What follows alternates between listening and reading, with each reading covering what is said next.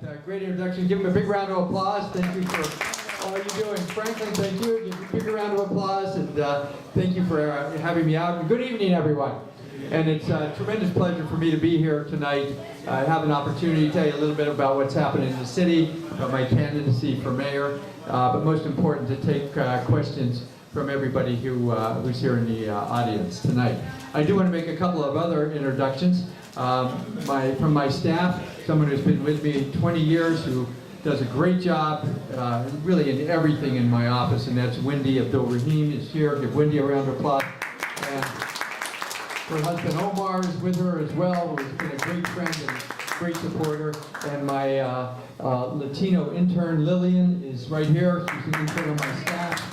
Her and Josh Brown next to Lillian is my campaign manager. So we got the whole group with us tonight. So it's great. And I certainly want to thank the restaurant, the owner of the restaurant. Give him a big round, Ramon. Give me a round of applause for having us out. It smells so good. I'm going to bring my family for dinner here. And when I bring my family, we take over the whole place. There's a whole lot of us. We'll even bring the dog. If you have a whole water, we'll bring a dog.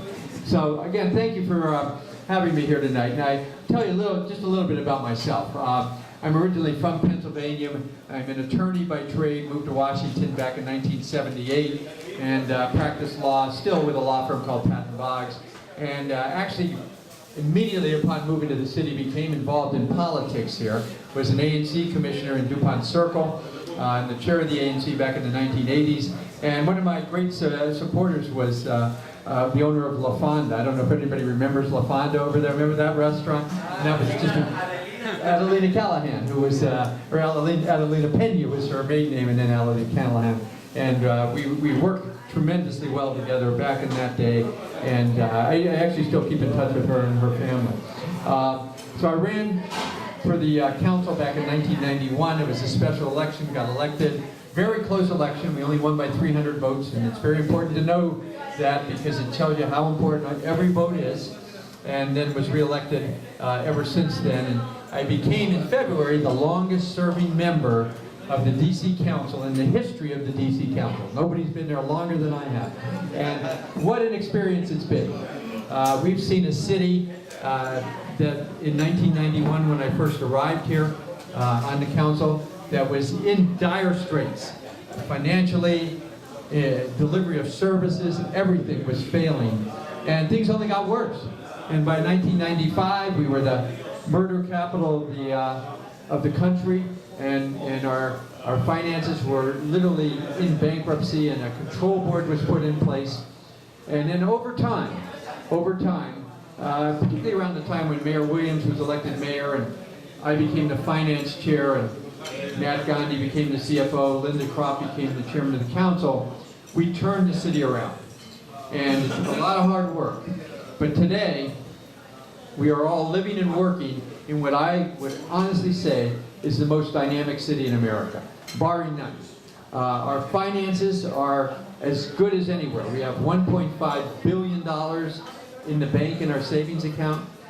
We have balanced our budget now for 17 straight years. We have development that is taking place all over the city, 60-some cranes in the air.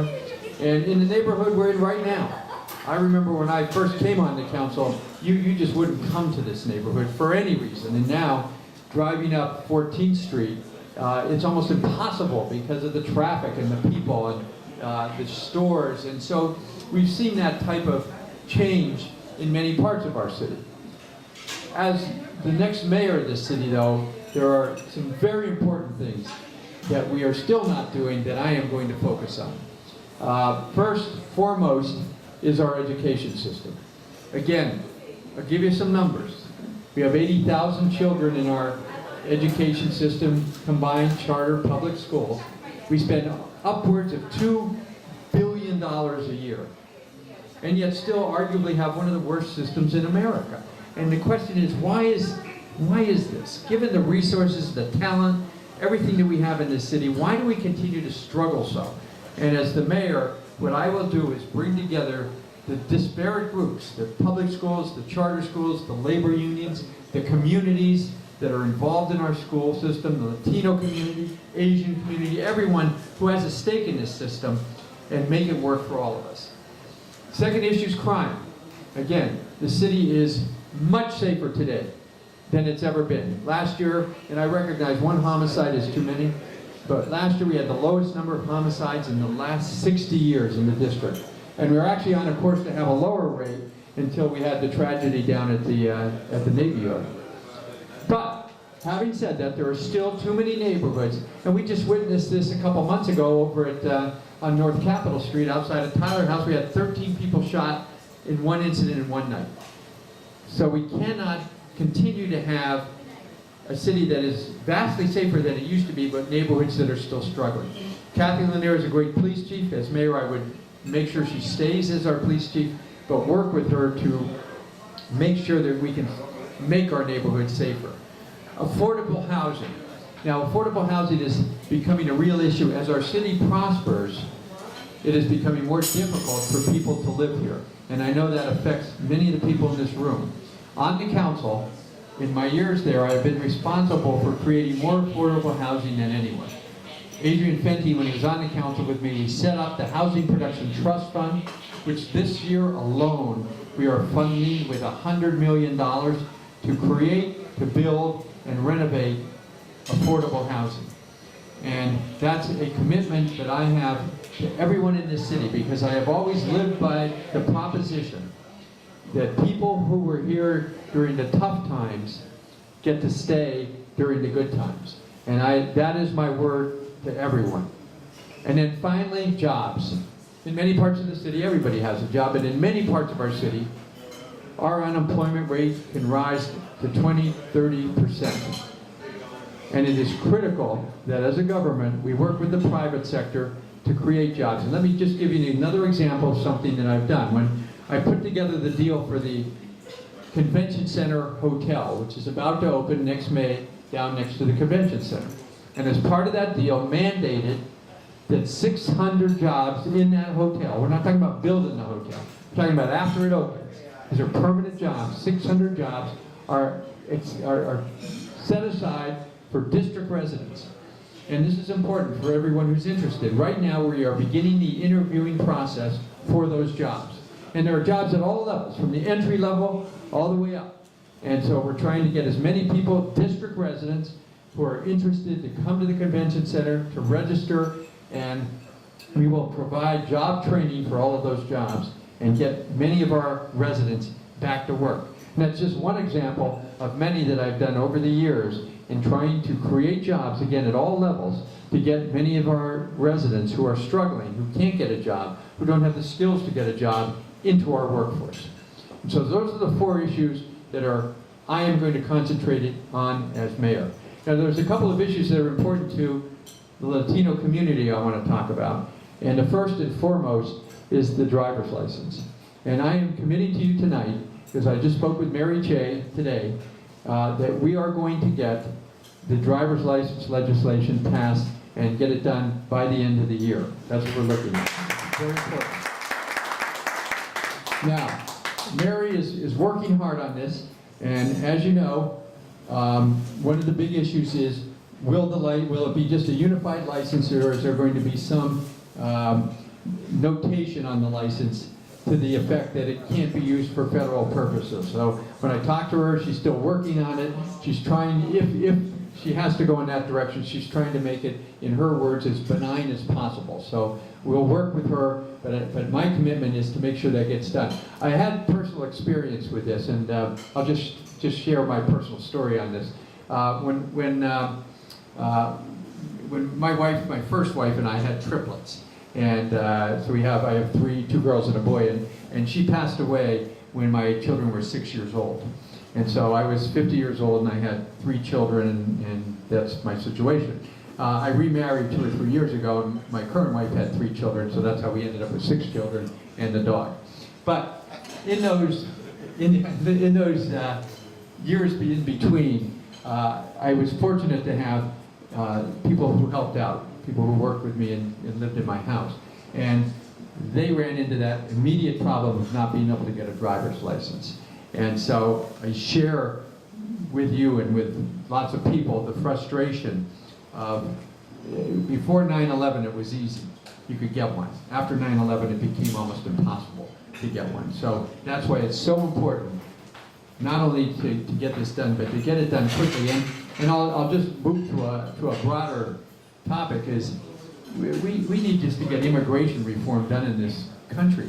I don't think anybody who opposes giving citizenship to literally the 15 million people in our country who are working every day, who are in many ways carrying this economy, and to pretend they don't live here or they don't exist. Or what would you do? Send everyone away and you would lose your workforce. And sometimes the Republican Congress astonishes me with their inability to understand how this country works. And so you have, again, from personal experience, you have a supporter in getting that done, because it's just unfair, it's unjust, and it just has to be taken care of. But in our little world, we are going to make sure that we take care of the driver's license. Healthcare, you heard about, you had the discussion right before I came up, and give our presenter a big round of applause, because she did a great job. Thank you, really, presenting it. And again, you have my commitment that we are going to make sure that there is health care for everyone in the District of Columbia. No matter who you are, no matter how you got here, if you are here, you get health care. Because again, that is such a fundamental piece in our democracy, in our city, and it should be in our country, that everyone has access to health care. We're going to make sure that that happens. And I talked about the other issues, about jobs, about affordability. As mayor, I will tell you this, we will have, I believe the statistic is 2%, but we will have more than 2% of our workforce coming from the Latino community. That's my commitment to you. We're going to really reach out and make sure that the city government reflects the city that exists here. And I will make sure that that happens. So let me finish by saying again, thank you, and thank you for having me out here tonight. And I find actually the give and take of questions to be actually more exciting than my speech here tonight. But it's been a phenomenal experience for me when I look back on my life to be a representative of this city during the time period. And I will always find that to be the most exciting, most interesting thing I've done. And the way I look at it, the best is yet to come. So thank you for having me, and God bless, and I'll look forward to taking questions. Well, thank you, Councilmember. We have 4 questions that we have been asking to all the council members to the series. We want to be fair, as you said, to everybody, so we're going to ask you the same question, even though some of these questions might look similar, because you kind of nail on most of the issues that we're I haven't asking seen the on. questions. So, and that's right. But See them advanced. Gabriela Mosi and I are going to ask you 4 questions, okay, and then we're going to open up for everybody else to kind of pitch in, and then see if we can have a good conversation tonight. Okay. The first question has to do with housing. As you all know, most of us, among Latinos, 72% of Latinos are renters. Only 28% are homeowners. So this issue has to do with accessibility to housing. Rental housing is important, but also homeownership.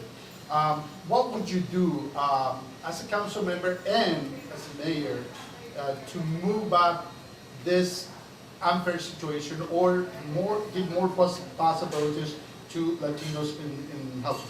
Yeah. Well, I touched on that a little bit, so I'll elaborate even a little bit more. Again, on the council, what I've done is make sure through the Housing Production Trust Fund that we create affordable housing. And again, whether we construct it, and we don't, the city just doesn't go out and build it. What we do is enter into partnerships with groups like MANA and others, because they can do it better than we can. So we supply the funding, and we partner with nonprofits who build the housing, and then, or renovate the housing, and then sell it or market it in such a way. And so what I would do is just continue that program. And we have a number of local banks, Eagle Bank, Fidelity, a number of them that are willing to, and frankly, with my connections in the business community, will make sure, are willing to make the low interest loans, mortgages that are important for people to be able to borrow the funds to buy the places in the first place. I happen to believe renting is fine, and if you want to do that, that's fine. I was a renter for a long time, but home ownership is really important because in America, it's the one way to build wealth. For many people, it's the only way to do that. And so getting access to mortgages, which I can make happen, and access to the affordable housing, again, which I have a proven track record in doing, is going to be a very important commitment that I will make as mayor. Because the more people we can get to buy into our city, the better a city we will have. It just comes down to that. Now again, I've been a strong advocate for rent control as well.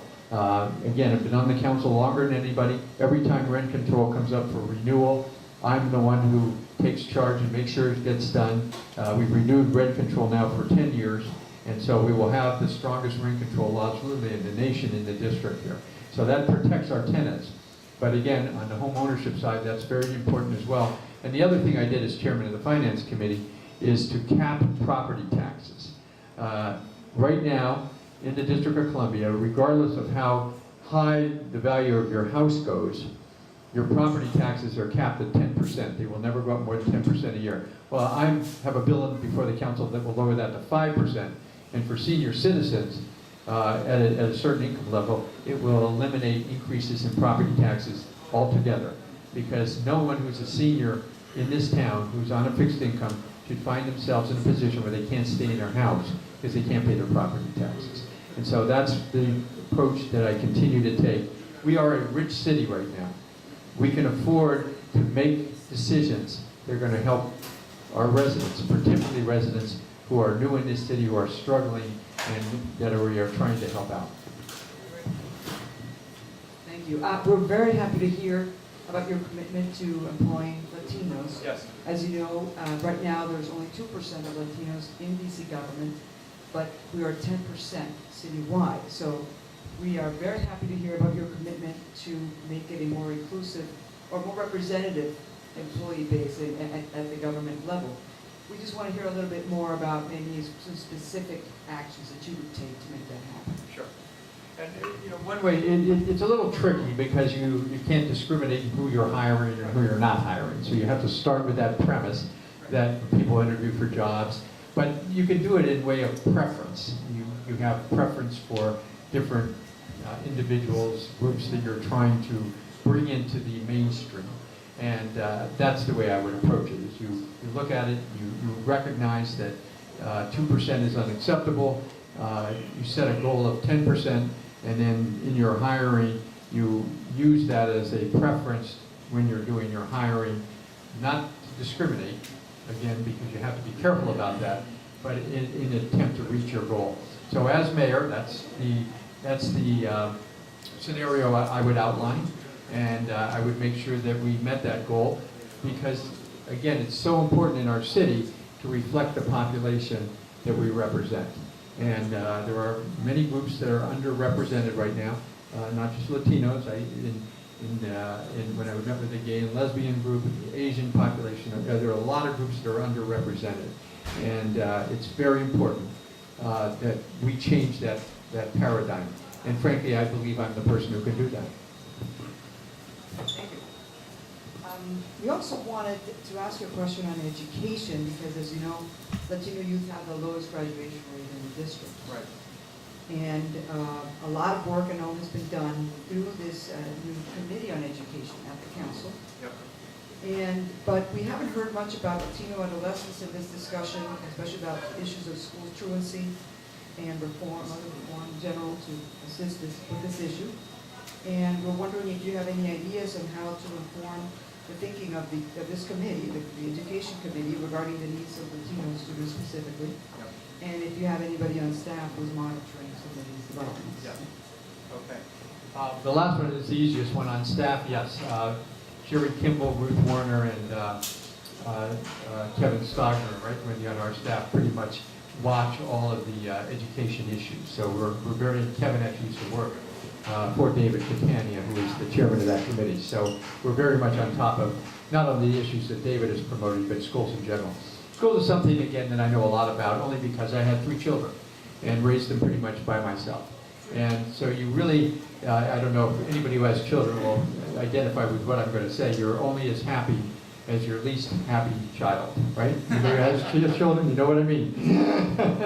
And so, over the course of time, and Wendy, how many did you have? 8 children, right? 8 children. Yeah. Her son is the coach of Friendship. Friendship Collegiate, which is a charter school, which had the finest football team in the entire metropolitan region, and just terrific. But what I was saying is, what I learned as a parent, and I'll just tell you again a story, personal story. When my children entered 4th grade, my daughter Catherine, who was the oldest of the 3 by 1 minute, but she's the oldest, she called me and said, Dad, you got to come home for the first time we have homework and we don't know what to do. So I came home from work and tried to help them with their homework, and the next day I get the same phone call, and I thought, this isn't going to work. I can't come home every day at 4 o'clock, and secondly, I can't even get the homework done. I don't know what I'm doing here. So what I did is hire 2 students from George Washington University to come to my house every day and help my kids get their homework done, get something to eat, the whole shebang. And I tell that story because it stuck with me. And one of the challenges we have in our city is the whole wraparound services for our children. There are many, many parents in the position that I was in, single mothers who are working 2 jobs. Children come home, there's to an empty house, and we can't have that happen. So what happens? What's important is from 8 in the morning till 3 in the afternoon at a school, which is critically important. What happens from 3 in the afternoon till 8 o'clock the next morning is even more important. And we as a city have a responsibility to help out in this area. Now, whether it means keeping children in school from 7:30 in the morning till 7:30 at night, and making sure that they get 3 meals, that they have someone to help them with their homework, and they have a place that they can get things done, whether it means intervening into the households themselves, to get people like I had to come to the house and help out, whatever the dynamic is, that becomes a critical component if we're going to make this school system work. You know, when I was first on the council, people used to complain to me that kids couldn't learn because the buildings were falling down. And I knew that was nonsense, I knew that. But I wanted to take that issue off the table. And so I invested, and I did it. I put the money into the school modernization fund, almost $3 billion.